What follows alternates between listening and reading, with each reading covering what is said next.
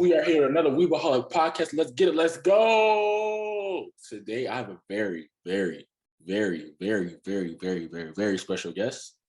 Mr. Special Guest, can you introduce yourself? Yes, I can. Oh, you know what I should do is, hold on a second. I'm going to introduce myself, not as my wife. I'm going to rename myself. You gotta love Zoom.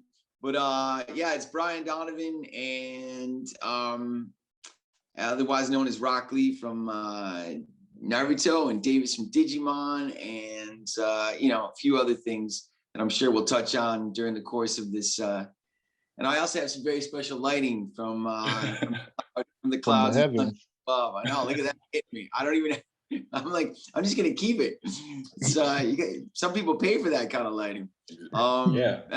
Anyway, boys, thank you for having me. I appreciate it, and it's good to be here with you.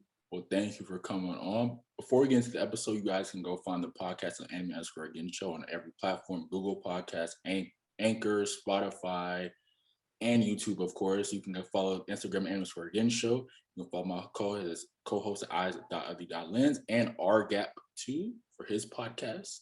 And yeah, now let's get into these questions. You want to go first, since you're on the lunch break? Yeah, I wanted to go first. Yeah, this is Rayshawn from the Rayshawn Gatson Anime Podcast, or RGAP for short.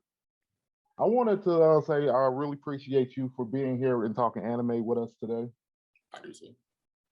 Thank you guys. Yeah, man, it's just super. I have to say, when I get these shout outs or requests and stuff, obviously we're all juggling a lot of stuff, but I have to thank you both for having me on and being able to connect to you guys and the fans this way, because honestly, it's great doing the show and all of that, and I feel very lucky, especially with Naruto. It's gone on for 13 years now.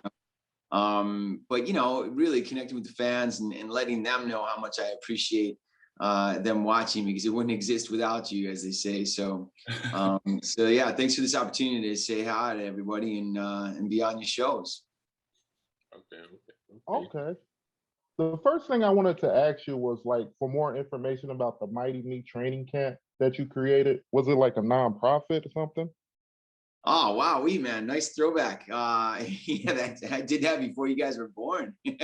Yeah. I created a children's show, the Mighty Me Training Camp, which you referred to back in 2000. So, basically, I used to work in the inner city and work with really tiny tumbling and little kids, 3, 4, 5, and 6-year-olds. And so I created a show based on that experience. And I love that age. I mean, it's just fun. I mean, it's not always fun, but it's mostly fun. And I just thought, what I started to realize was, and this kind of goes back to Rock Lee in a lot of ways, and a lot of the kind of the everyday heroes from anime. But I started realizing that kids were just, they thought they had to fly to be a superhero. They thought they'd have to bend, steel to be a superhero, or fly faster than the speed, And I just wanted to bring back the philosophy that, no, you just have to be your best self. You just have to be, a good person, a well-intended person. That's a superhero. The everyday superheroes. Those are the ones that I was interested in.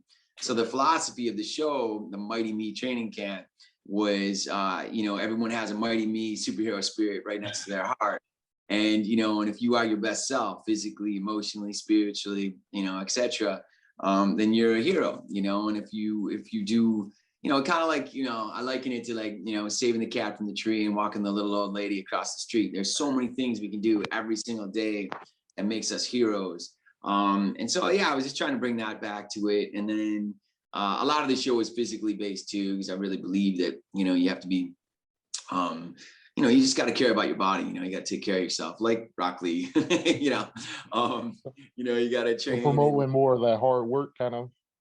A little bit more of that hard work, yeah. Because as we know, it takes work to be finely tuned in this world. And even with that hard work, life still throws stuff at you. And so yeah, you gotta work at it. To be successful in every aspect of your life, you got to work on it. Where you water and where you cast your sunshine is what's going to grow, right? And you are in the embodiment of Rock Lee, for sure. What's that? you are the embodiment of Rock Lee for sure.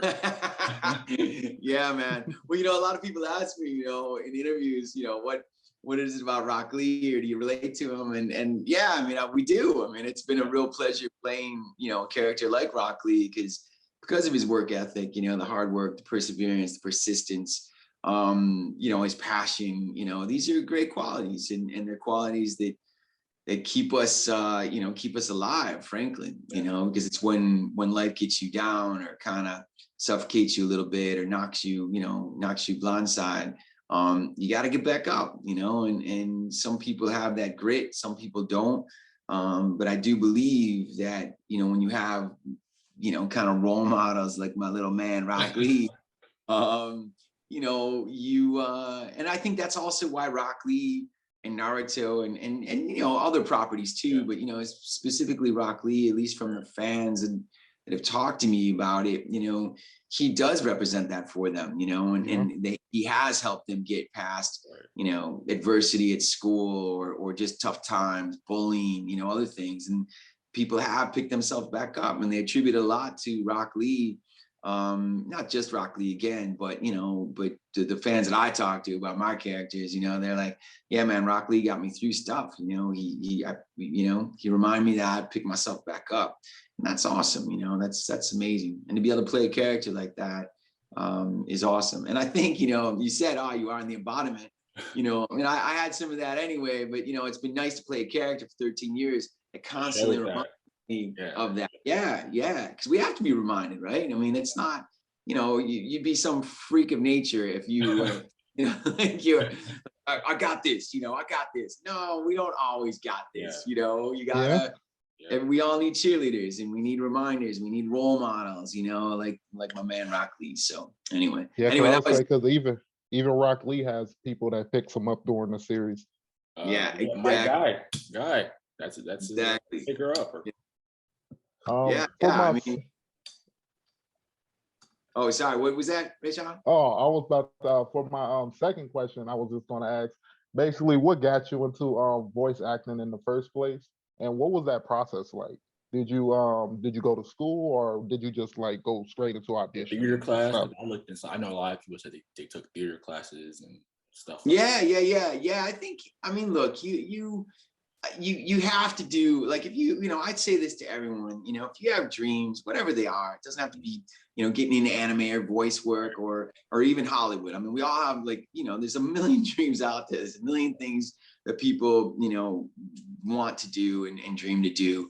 And I just say, look, you gotta work at it every day. If you have a dream, whatever it's, your 5-year plan, your 10-year plan, your 15-year plan, you have to do something every day towards that goal, that dream, that plan. And if you're not, I mean, whatever, take Sundays off, but if you're not doing something towards that goal, then you're not doing enough, because dreams are hard to come by. I mean, they're not easy. For me and my trajectory, I did plays and musicals, and when you're a kid, it's just fun. I mean, hopefully you're not really thinking of it as that hard of work. I mean, you're doing stuff that you really enjoy, right? And that's how it starts. Hopefully, as a kid, you're just doing stuff that you love to do, and then you kind of follow that path if it makes you feel good, and you get good at it. And that's kind of what I did. And then when I got to college, that was probably the tipping point for me as far as like voice work, because I became a DJ on the radio station at my university at school. And so that got me really comfortable in front of the mic. It got me good on the mic. And so that, unbeknownst to me, was kind of the tipping point as far as like a career in anime and voiceover. So when I got to Hollywood, in 1990, long time, dude. I'm old, boys. I'm probably older than your parents. I might be your grandfather. My mom was born in 84, so not that much. Your mom was born in 84? I could be your grandfather.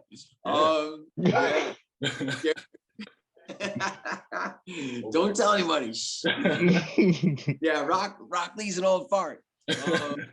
But yeah, I was DJ, and then when I came to Hollywood, I had spliced and diced, edited. That's just a slang for edited, a voice a voice tape of the work I did as a DJ. And I kind of hope to get into voice that way. And that's kind of what happened. I passed the tape around, it's back in the old cassette days, and handing them out to casting directors. And then I got hired. And but then it wasn't until probably 98 or 99 was my first gig with anime. That was my first. Okay, I think that's gonna bring me into my third question. All right, good launch. There it is. What do you got for me? Is that Flint, the time detective? No, it's basically it was what circumstance brought you into auditioning for Rock Lee? Did you already know about the anime series before auditioning, or was it more like you needed a job at the moment? You know what I mean? Yeah, no, that's a great question. So my trajectory for anime was I did a character. I'll show you this little muggy thing again. I did this character. I don't know if you can see it, but Flint the Time Detective. That's Tony Goodwin. So I did Flint. It's not a very well-known property, but it introduced me to the team that ended up doing Digimon. And so when Digimon season 2 came around for Davis, they were really interested in having me do that. And so I was asked to audition, which is great. As an actor, I mean, that's the place you want to be, is when the production team, the producers, know you already and bring you in. And so there's a real confidence. I was surprised to hear you did Digimon. I didn't know that. Yeah. Because that's one of my favorite. Oh, really? Nice.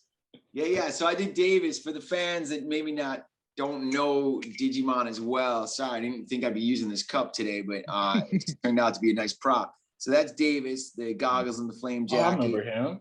Yeah. So he's he's an awesome character too. But so I did the whole second season of Digimon, and that was interesting because it was already a huge hit. They had already done season 1, and it was a big hit. And so there was a lot of pressure. They're passing the baton of like, okay, we got this property, it's huge, and you're the lead, or one of them. And so that was super cool. And then that really got me entrenched in anime, and because I could hold my own and do the character, and this show continued to be successful. When that was done, I guess let me think. So we've been doing Naruto for 13 years, I guess 14 when I probably auditioned for that. So anyway, there was a couple years in between Digimon and Naruto. Not much. Okay. But from the season I did, season 2 and 3, because I was the narrator in season 3, I think there was a full year. Anyway, they were having a tough time casting Rock Lee, because Rock Lee is, as we know, is kind of quirky. There's no contractions. He's an interesting character, and the way they wanted him was interesting. So they were having trouble, and they're like, hey, do you want to come in and try? We're really curious about having you as Rock Lee, as this character. And I said, yeah, I'll swing the bat. And, that's basically what I did. It was the same. It was a very similar, a lot of the same players on Digimon and that team and producers and stuff were involved in Naruto and the launch of Naruto. Now, mind you, Naruto, it's not the juggernaut that it is now. I mean, it was a huge property in Japan, but in America, it hadn't been introduced yet, except for diehard fans that watched the original. And like Toonami, like late night or early morning Toonami. Yeah, exactly. So so to answer your question, part of your question was, did you know Naruto, and did you know the property? I didn't. We were all kind of like, we knew it was a big hit in Japan, and they were super excited about it. Well, yeah, we didn't know the juggernaut it would become. We didn't know that it was going to be this 13-year, Also, thing. Do you still work with Boruto? Because I don't watch Boruto. Yeah, a little bit, but the parents aren't that involved. Active in it. Yeah, sadly. Yeah. Because I was looking, because I was trying to see if you played his son too, but I didn't see that. So I guess you just play Rock Lee. Yeah, no, I don't play Metal Lee. No, who is the actor for that? It's escaping me now. But they got all new, mostly new actors and stuff. Yeah. There's some peripheral actors that carried on with the show and stuff. But I think Boruto is a new voice, like pretty new to anime. And then Metal, same. And so I have like this peripheral. Like I come in, every while. Yeah. They had like a tuning exam, and I kind of, or in a tournament and stuff, and so I did that. But yeah, ancillary small stuff. The parents aren't really that big part of the show. Okay. I have a question for you. Yeah. I think this is a interesting question. A lot of people, you know, in the anime community, you know, me included, we definitely talk about how dub doesn't love the sub, but you guys, Naruto, I think you and your anime and Death Note have some of the best like dubs ever. Could you explain why you think you guys have some great dubs or? Yeah, man. I mean, thank you. And you know, I think because it was such a big property, you know, and they knew that this was a potential, I mean, you know, dare I say, a moneymaker. I mean, you know, like this is like, you know, it all follow the money, right? It all comes back to, okay, this is a big one. We don't want to screw it up. And so I think they put their A-list players on it, you know, as far as the producers, the director, Mary Elizabeth, who's a big anime director, and very well known. She was the director, and you know, and they brought in some of the better anime actors. I mean, I say that modestly. I don't mean to be like, you know, they got Donovan for Rock Lee, but you know what I mean. They got a lot of the big players at the time, and mind you, you know, anime was still pretty new as far as like, you know, dubbing and stuff. I mean, it's not what it is now, you know. I mean, even 13, 14 years ago, it was still, you know, it's still fringe. The cons were a lot smaller. Like it was just a smaller world and a smaller footprint. Right. But they got the best of the best, and Mary Elizabeth, you know, really set that precedent early on. The director, and she's a great director, as I said. So, so we really trusted her a lot. She really brought out the best in us a lot, you know, because you know, I thought there was more than a few times where I'd be like, okay, that was a great take, and she'd be like, no, let's do one more. And I just want you to hit that part with a little more emotion or a little more, you know. And so she would like, you know, push you to do better, be better. Kind of like Guy Sensei and Rock Lee, right? And so, yeah, I mean, I really attribute that to her. And then of course, you know, when you do a show for that long, you just, there's you know, there's just, you kind of adjust to the role. Yeah, it gets in your DNA. You kind of live the role when you're there, type of thing. Yeah, and you have time to like really establish the characters. You have time to develop the characters. You have time to grow with the characters. You know, and actually, all those you guys had too. You had a lot of time. Yeah, a lot of time, man, and it gets in your DNA, and you know, and then so a lot of shows that don't have that kind of run, they don't have the chance to really sink in there. Because I mean, even with Rock Lee or anything I've done, you know, sometimes you get lucky and hit it out of the park right away, but it usually takes a few shows, it takes a few episodes to really get in there and go, okay, I feel like I got Rock Lee. And for me with Rock Lee, it took even longer than that because he doesn't speak like I speak. I mean, you know, there's still a tonality. He doesn't have as many roles.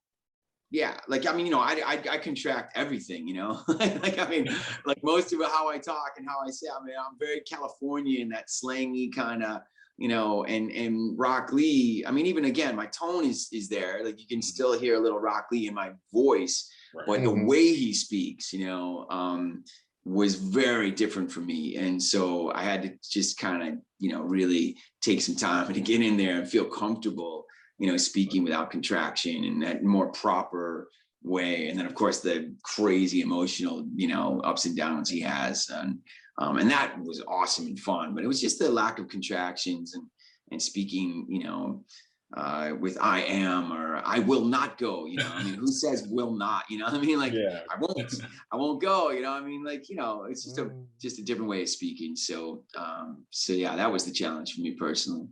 Okay. Were you gonna say something? Oh yeah, I was gonna ask this, like, Rock Lee doesn't have a lot of speaking roles. Is that kind of hard too to kind of adjust to his role? Because like he don't have a lot of scenes where he's actually speaking or prominently in the story.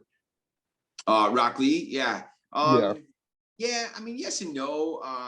You know, if you're not speaking, you're not working, right? So like, I mean, it's not like you know, on camera, you know, a lot of acting is reacting, right? So like if it was an on camera, like with you guys, if I was doing you know, an improv with Chris right now, I mean, a lot of my skill would have to be reacting to what Chris is saying to me, right? And and you know, but with anime and animation, like, you know, if you're not speaking, you're not on. You're on the picture. It's up to it's the animator that has to create the reaction and all that. So yeah, so I mean, it's not really heavy lifting, you know, with voiceover. I mean, much more so on camera, because again, you know, as some of the Yeah, pros, it's not like it's a live action, so you don't have to like make facial expressions or have a certain look or something like that, you know. yeah, that's exactly right. You know, and the pros will say acting is reacting. So like on camera, yeah, I mean that is the job. You know, if you aren't taking in what the other person's saying and reacting in a certain way, or letting that fuel your next line, you know, then you're not doing your job. You know, but yeah, but again with voiceover, you're just not on. You're not even in the booth. Yeah.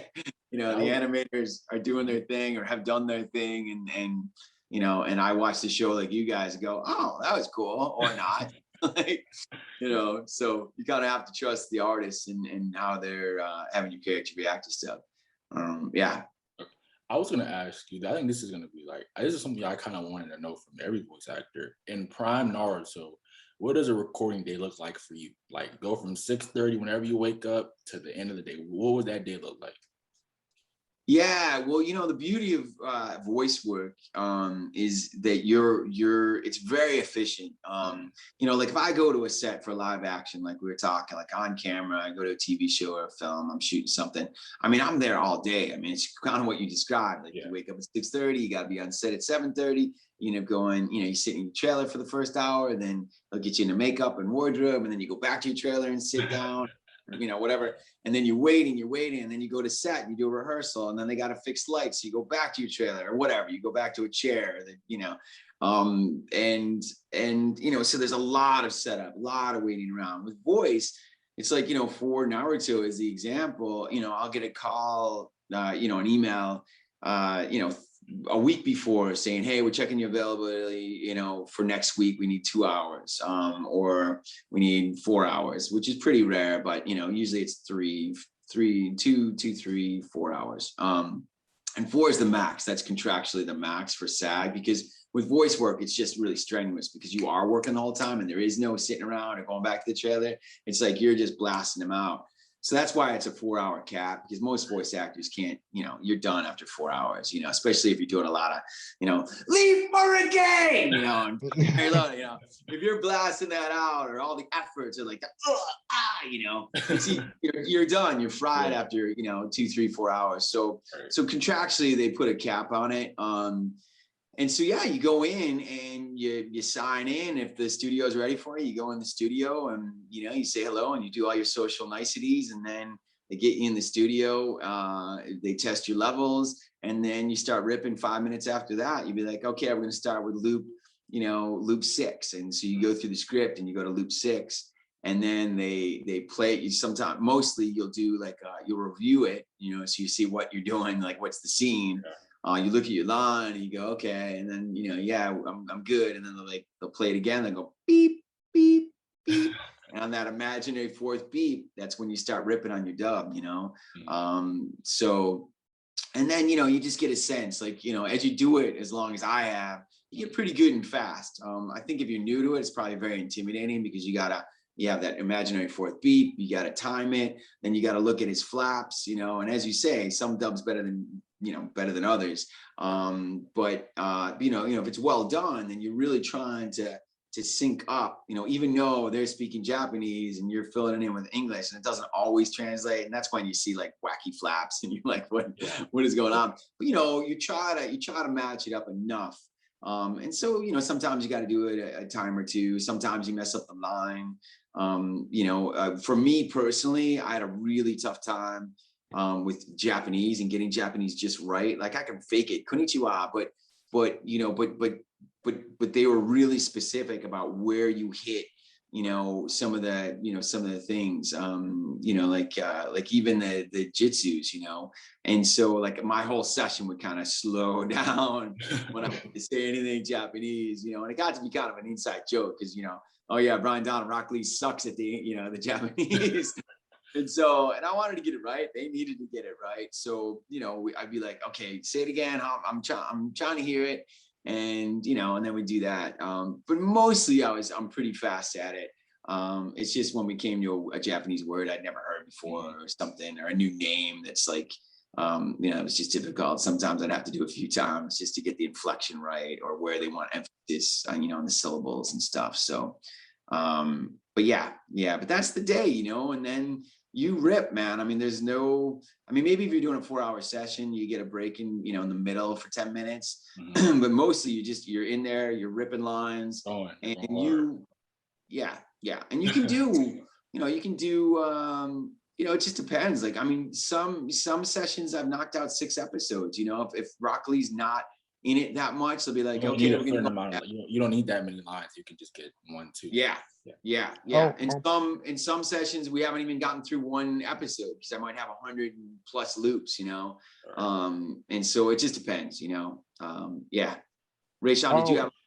Oh yes, I wanted to thank you for taking the time to speak to us today. I had to go ahead and leave, but I just wanted to go ahead and say thank you. This was a real great honor for me. Oh, my pleasure, man. Thank you again for having me. I really appreciate it, and I really appreciate you, maneuvering your schedule to make it work. We're all, as I said, we're all juggling a lot right now. So thanks a lot, man. Super nice to meet you, buddy, and best of luck with you and all your dreams too. See you, Rashawn. We'll text. Yeah. All right. See you, man. I was gonna ask you, Mr. Donovan. My next question is, what do you think is the climax of Naruto for you playing as Rock Lee? Was it a tuning exams, or wasn't that, I forgot, the Sasuke retrieval arc? Like, what was your favorite part of doing the Rock Lee voice? I think, I align with the fans on this one quite a bit. I think the fight with Gaara is one of the best fights in anime history, and it's been ranked as one of the top 10 fights in anime history. And, I don't know if it's still in the top 10 or not, but, it got a lot of love, and I think for good reason. It was epic. Again, for all the fans, I think it represents. Yeah. So it was super emotional. It characterized, it personified Rock Lee in that moment, personified all the things he's been known for with the hard work, perseverance, persistence, like getting past like all these things when you are so down, you think you are so defeated, and to just pick up. And then of course the graphics in the anime was amazing. Drops these weights. Yeah, and the whole dojo, this whole studio like cracks and rumbles, and you just knew you were watching something special. Even when we were watching it before I recorded, they're like, yeah, you got to see this fight. This is what we're doing today. And I was just like, oh my God, it was epic. And so, yeah, I think for me, it also set the precedent and the tone, I think, for the rest of the show, frankly. I don't want to say that, Rock Lee and the Gaara fight was, launched the show. But I think for a lot of fans, when you ask them when they really got sucked into Naruto, most of them refer to the tuning exams. That whole arc was amazing. That whole arc. The tuning exams was it for everyone. And then they realized, wow, I'm watching something special. This is super cool. And they all those exams and all this tournament, they just, it set a nice precedent for all the characters and all the things that they represent. And so I think there's a universal, relatability to all those things, right? Not everyone loves Rock Lee, but during those tuning exams, I think all the fans kind of pick their, kind of pick their characters and pick their alliances of like, wow, that character inspires me in some, for whatever reason, that character, I can relate to that character in some way, and I think that's amazing. And that's why, of course, any show does well is the audience has to relate to the character in some way, whether they like them or not. They're attracted to them in some way. They're drawn to them in some way. And fortunately, enough fans were drawn to Rock Lee, and who I played. So that always feels good, of course, because I'm a small part of it. Let's be honest. It was a hit in Japan before I even gotten involved. Rock Lee would have been a hit regardless of who voiced him.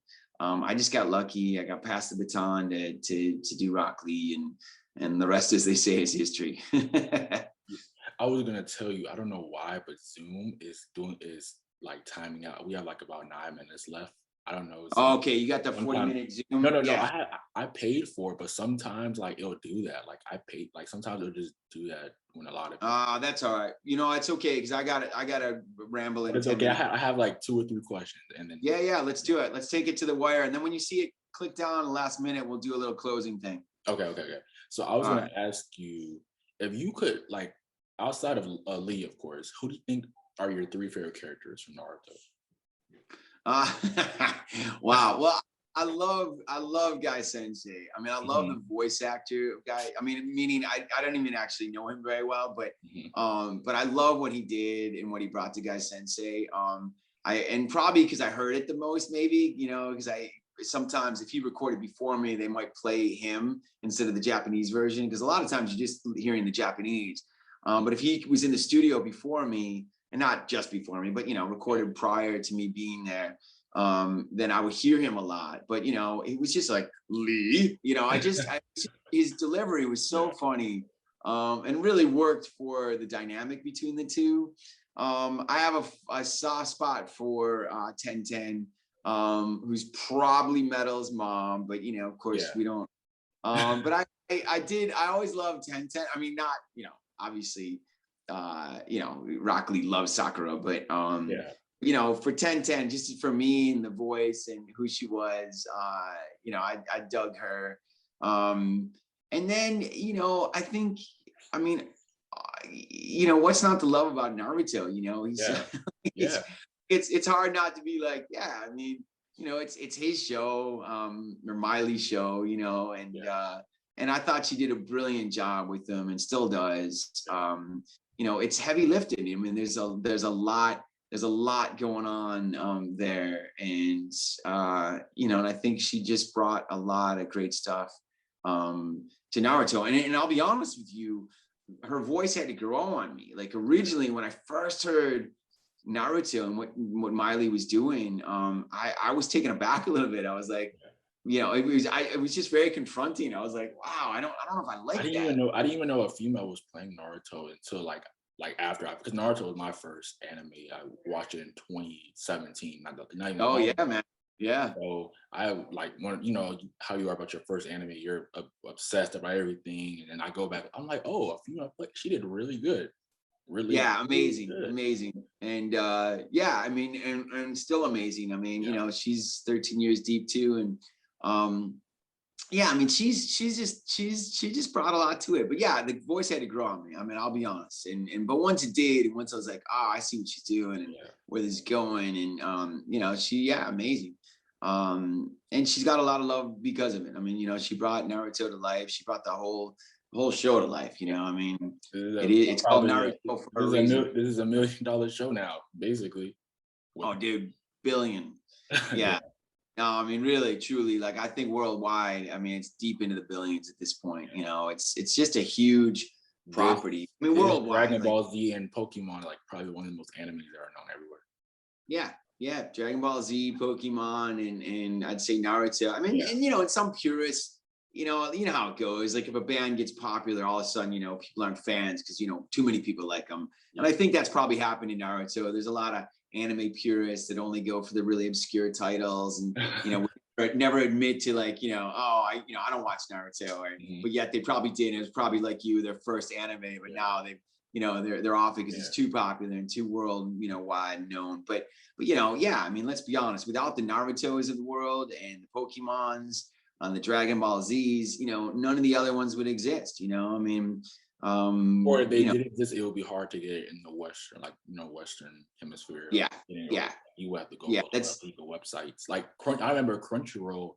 I was talking to my other coach, Rush. You couldn't make it. He's been an anime fan his whole life. He's same as me, 17, but he was like Crunchyroll didn't exist until like about 2014, like until Naruto and all these other big stuff got big. Like all these like all these stuff having anime was very like small until it got yeah, you know, and you need, I mean, look, at the end of the day, I mean, as much as people hate to talk about commerce and money and all that, you know, you need, it's about money. You know, if there's no audience or there's, you know, and so yeah, these big properties like Naruto, you know, they made Crunchyroll possible. You know, I mean, really, that's the bottom line. And so yeah, And I don't mind the purists. Like I get it. I used to love U2, and I don't really listen to them anymore. When they got so big, I was like, okay, whatever. I get it. But yeah, so I get that. I understand the purists. I'm purist to an extent, but I'm not gonna hate on it. Like I'm not gonna hate on the show for it being popular. It's just good. Yeah, I'm exactly. not the biggest. I'm not a DBZ fan at all, but I respect it for what it did for bringing in a lot of anime fans for Right. the 80s and 90s. But people love to be snooty about it. Some people love to be snooty, baby. Yeah. Now, I was gonna ask you my one. Well, we got 2 more questions. I'm gonna see. We have 4 minutes left. What is your favorite con? If you have been to a lot of cons, do you have one that stand out to you? I wish I could answer that with more authority because I haven't been to that many. And when I just started doing them, the pandemic hit and it just wiped them out. I mean, I think I had last year.